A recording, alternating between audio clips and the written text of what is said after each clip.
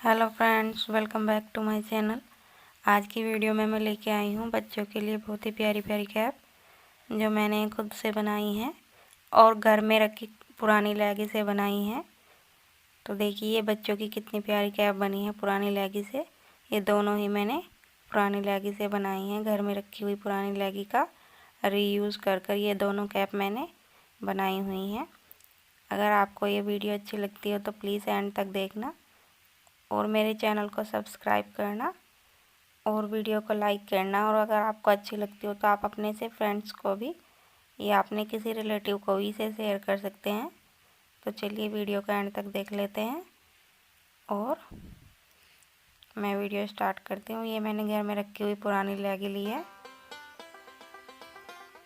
इसी के हेल्प से मैं कैप बनाने वाली हूँ। दोनों ही कैप मैंने पुरानी लेगी से बनाई हैं।